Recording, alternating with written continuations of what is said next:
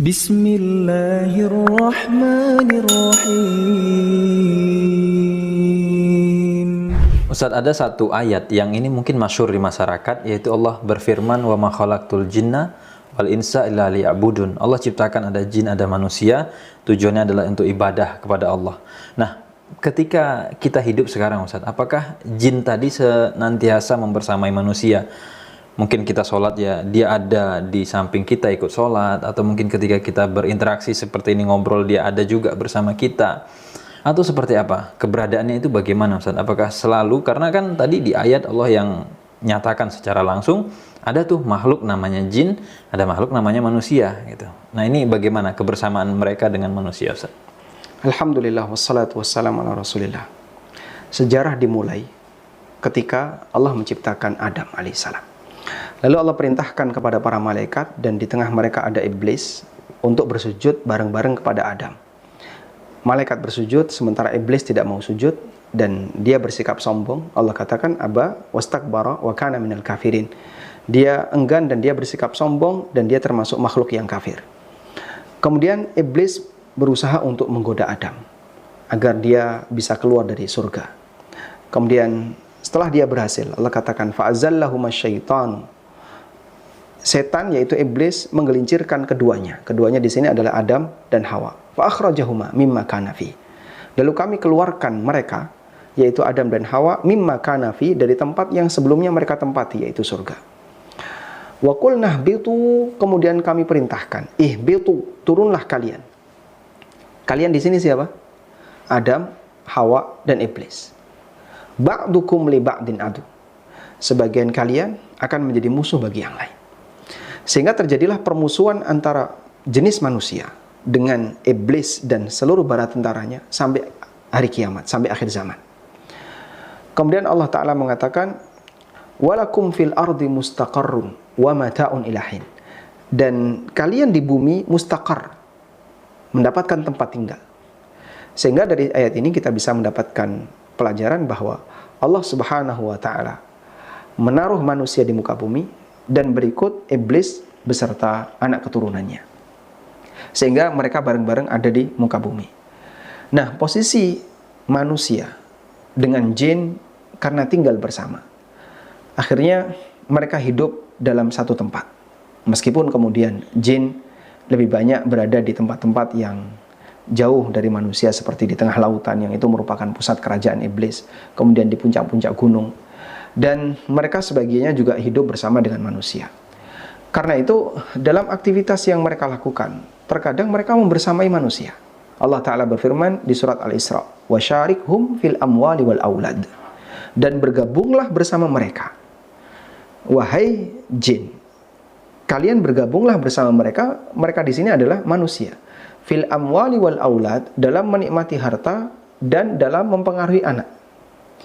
Dalam menikmati harta, mereka bisa tidur bersama dengan manusia, makan bersama dengan manusia, beraktivitas bersama dengan manusia. Maka syariat mengajarkan kepada kita aneka doa yang disyariatkan untuk dibaca agar kita terjaga, terlindung dari gangguan-gangguan setan, gangguan dari jin. Seperti doa sebelum makan, membaca bismillah. Ketika seorang hamba membaca bismillah sebelum makan, maka itu akan menghalangi jin untuk ikut serta dalam makan. Kemudian ketika suami istri mau melakukan hubungan badan, maka diperintahkan atau disyariatkan untuk membaca doa sebelum hubungan badan. Sebagaimana ketika masuk toilet, berdoa, Allahumma inni a'udzubika minal khubuthi wal khaba'ith, berlindung dari setan laki-laki dan perempuan, dan seterusnya. Yang itu semuanya menunjukkan bahwasanya kehidupan manusia itu bersama dengan jin. Dan kita bisa mendapatkan perlindungan lebih maksimal dari Allah Subhanahu wa Ta'ala dengan doa-doa yang diajarkan oleh syariat untuk kita baca sebelum beraktivitas. Sebelum kita melakukan A, sebelum melakukan B, Nabi SAW mengajarkan. Oleh karena itu, bagi Anda yang ingin membentengi diri untuk tidak diganggu, agar tidak diganggu oleh setan ketika beraktivitas, Anda bisa menghafalkan doa-doa itu. Oh ya Ustadz, ini katanya gitu ya, di masyarakat itu ada keyakinan bahwa ada jin-jin tertentu yang itu senantiasa mendampingi manusia. Jadi pokoknya manusia ini kemana ya dia ikut, mau ke kiri ke kanan itu selalu disertai. Ini benar nggak Ustaz keyakinan seperti itu? Keyakinan ini disebutkan dalam hadis riwayat Muslim dari sahabat Abdullah bin Mas'ud radhiyallahu anhu. Nabi SAW pernah bersabda, "Ma minkum min ahadin illa wa qad wukkila bihi qarinuhu minal jin." Siapapun di antara kalian, dia telah disediakan satu qarin. Qarin artinya adalah teman dekat yang selalu menyertai. Minal jin, dari golongan jin. Lalu para sahabat bertanya, "Wa iyyaka ya Rasulullah?" Apakah juga termasuk Anda ya Rasulullah? Nabi SAW mengatakan, "Wa iyaya," termasuk juga aku. "Illa annallaha a'anani alaihi fa aslama fala ya'muruni illa bi khair."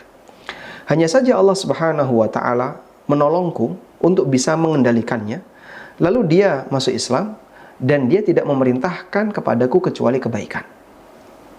Hadis ini sahih riwayat Muslim. Dan berdasarkan hadis ini, para ulama mengatakan bahwa setiap manusia, setinggi apapun ilmunya, setinggi apapun tingkat ketakwaannya, selalu diiringi oleh setan. Selalu diiringi oleh setan. Dan dia nggak bisa dihilangkan. Karena Nabi SAW mengatakan, "Illa waqad wukila bihi qarinuhu." Wukila bihi, bimana sullita alaih. Sullita alaih artinya dia diberi kesempatan untuk selalu menyertai. Terus apa tugasnya si setan ini? Dia berusaha untuk menggoda manusia ini. Baik godaan dari sisi fisik, misalnya dia ingin membuat orang ini kerasukan dan seterusnya. Dan yang kedua adalah godaan dari sisi batin, dibisiki untuk hal yang buruk. Tapi semua itu dilindungi oleh Allah, sehingga hamba tidak bisa kemudian disakiti oleh setan ini.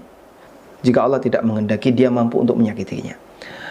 Namun terkadang dia membisikkan hal-hal yang buruk, ngajak orang untuk bertindak jahat, sehingga terkadang tiba-tiba terbesit dalam diri seseorang, ya, ingin berbuat A, ingin berbuat B, muncul dalam pikirannya ingin berbuat A, ingin berbuat B. Bisa jadi itu salah satunya adalah karena bisikan si korin ini. Sehingga kita disyariatkan untuk banyak berlindung dari godaan setan, terutama pada saat kita mau beraktivitas yang baik, seperti mau membaca Quran. Kita disyariatkan untuk membaca ta'awudz, a'udzubillahi minasyaitonirrajim.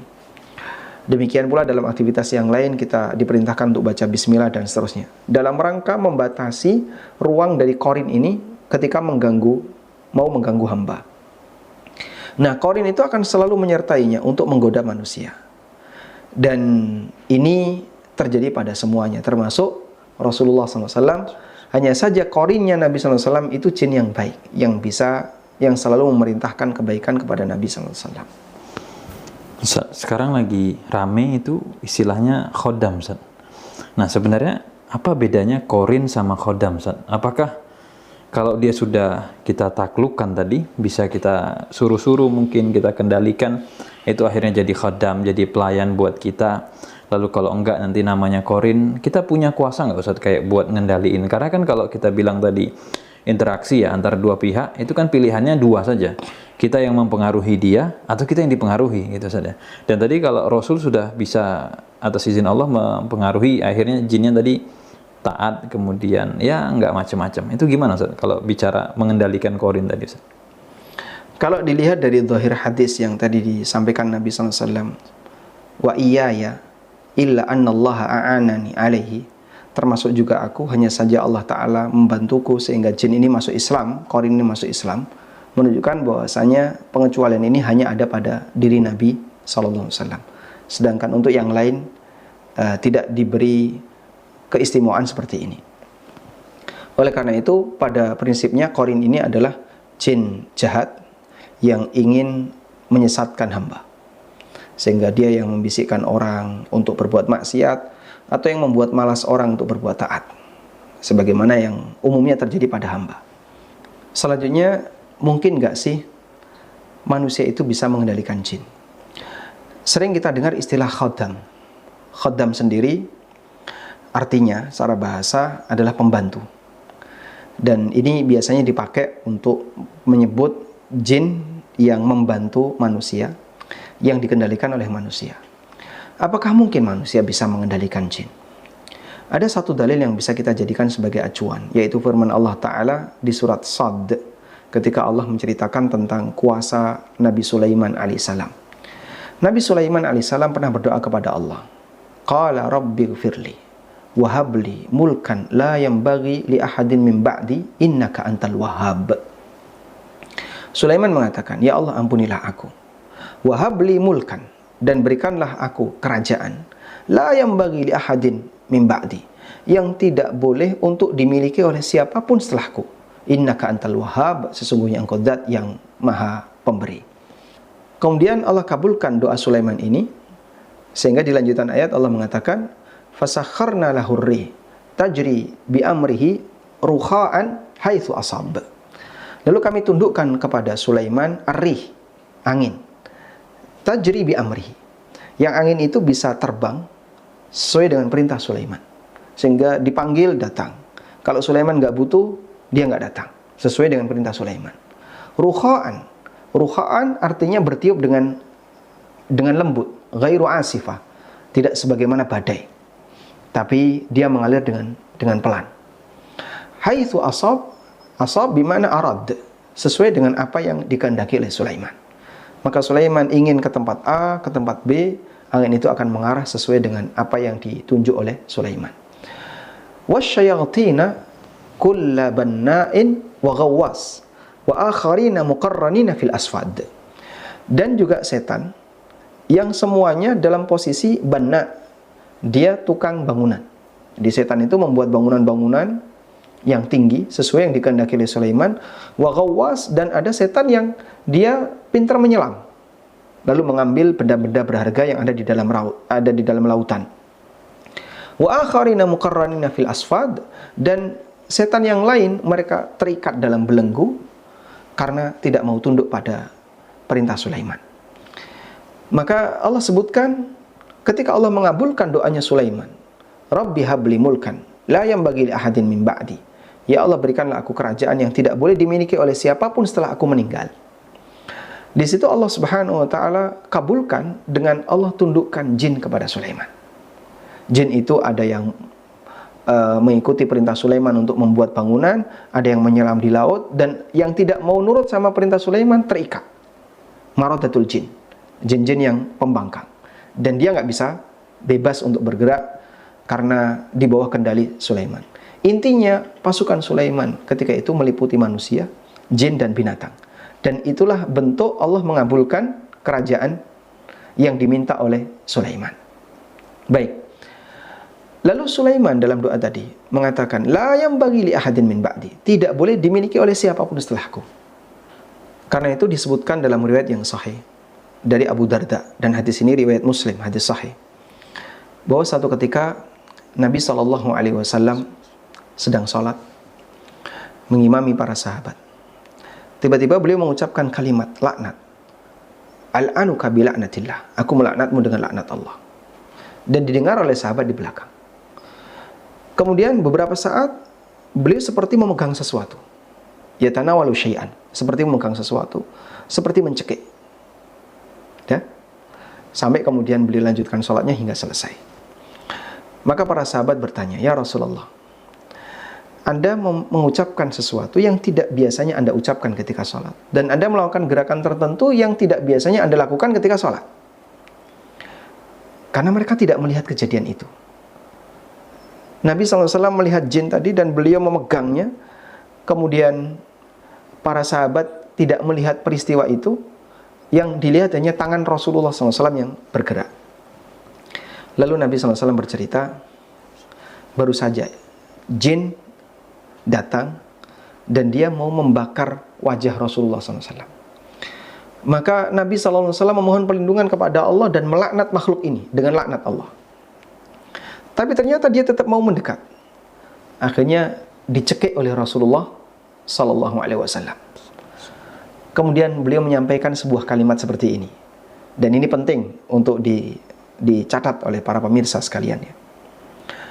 Walaula da'watu akhina Sulaiman la asbaha muwaththaqan thumma yal'abuhu sibyanu ahlil Madinah. Andaikan bukan karena doa saudaraku Sulaiman, tentu ini akan aku ikat di salah satu tiang Masjid Nabawi, akan aku ikat jin ini, lalu besok paginya akan dibuat mainan anak-anak penduduk Madinah. Tapi Nabi SAW teringat doanya Sulaiman. Doa Sulaiman yang mana? Wahabli mulkan la yanbaghi li ahadin min ba'di. Anugerahkanlah kepadaku sebuah kerajaan yang tidak boleh dimiliki oleh siapapun setelahku. Maka Nabi SAW tidak mau menguasai jin ini karena Sulaiman pernah berdoa agar kekuasaan beliau yang diberikan oleh Allah tidak dimiliki oleh siapapun setelahnya. Dan Nabi Muhammad SAW hidup setelah Sulaiman alaihissalam. Maka jin itu dilepas. Tayyib, dari sini kita bisa menyimpulkan jika Nabi Muhammad SAW yang beliau bisa saja diberikan kemampuan oleh Allah untuk mengendalikan jin, tapi itu tidak dilakukan karena Sulaiman pernah berdoa dan meminta kepada Allah agar kekuasaan terhadap jin itu tidak diberikan kepada siapapun setelahnya. Maka beliau tidak mengendalikan jin. Nabi Muhammad SAW tidak punya pasukan jin. Dari situlah, jika seorang nabi tidak punya pasukan jin, bagaimana manusia biasa? Maka tidak ada istilah manusia mengendalikan jin. Adanya dia dikendalikan jin. Sehingga manusia yang dia punya jin, anggaplah misalnya ada orang yang dia punya jin, punya perewangan, punya khodam. Sejatinya yang terjadi apa? Bukan jin yang melayani dia, tapi dia yang melayani jin. Dengan apa? Memberikan sesajian, ritual-ritual tertentu yang disukai oleh jin. Ya mungkin memang jin ini kadang membantu orang ini agar dia tidak putus harapan dan bukan harapan kosong, sehingga dia semakin kuat ya, peribadatannya kepada jin tersebut. Baik Ustaz, ini informasi yang mungkin jarang gitu ya disampaikan juga dan mungkin nggak begitu populer di masyarakat dibandingkan dengan tren-tren yang ada sekarang. Nah inilah pentingnya ya, kita membangun keyakinan itu berdasarkan dalil. Hal gaib kan tidak mungkin pakai logika. Logika kita nggak bakalan jangkau. Indra kita nggak pernah melihat. Maka satu-satunya keyakinan kita terhadap hal gaib dikendalikan oleh apa? Dalil. Sehingga saya meyakini A, meyakini B karena saya punya dalil tentang itu. Baik Ustaz. Bisa nggak Ustaz kita ngelihat korin orang lain Ustaz? Sebagaimana tadi Rasul kan ngelihat jin Ustaz.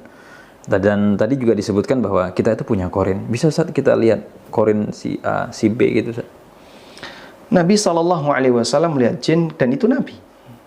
Maka apa yang dimiliki oleh seorang Nabi yang merupakan mukjizat dan keistimewaan beliau tidak mungkin bisa ditiru oleh manusia biasa. Nabi Musa alaihissalam, tongkat beliau sebagai mukjizat dengan aneka kehebatan seperti yang kita baca dalam sejarah tentang Musa. Begitu beliau meninggalkan, tongkat itu tidak diwariskan kepada siapapun setelahnya. Sehingga Nabi Yusha bin Nun tidak melanjutkan tongkatnya Musa. Demikian pula nabi-nabi yang lain. Maka mukjizat itu hanya dimiliki oleh nabi dan manusia biasa tidak bisa mempelajarinya. Nah kemudian mungkin nggak orang melihat korin? Jawabannya nggak mungkin. Baik korin dia maupun korin orang lain. Kenapa? Karena Allah telah menafikan dalam Al-Quran. Sebagaimana yang Allah firmankan dalam Al-Quran, innahu yarakum huwa wa qabiluhu min haitsu la tarunnahum. Sesungguhnya dia iblis dan qabilahnya, yaitu bangsa jin, bisa melihat kalian dari posisi yang kalian tidak bisa melihat mereka. Maka mustahil manusia bisa melihat jin. Tapi ada kejadian manusia melihat jin, itu jin yang menampakkan diri. Normalnya manusia tidak bisa melihat jin. Meskipun memungkinkan jin menampakkan diri kepada orang ini. Sehingga bedakan ya antara manusia melihat, punya kemampuan melihat, dengan yang kedua jin menampakkan diri. Ini kan yang berbeda ya. Nah, kalau yang pertama itu kelebihan manusia. Pada asalnya manusia tidak punya kelebihan melihat jin. Kalau yang kedua, jin menampakkan diri. Nah, ini mungkin. Sehingga dulu Abu Hurairah pernah menangkap jin, tapi sudah dalam rupa yang lain. Ubay bin Ka'ab juga demikian. Demikian pula yang dialami oleh beberapa sahabat, mereka melihat jin.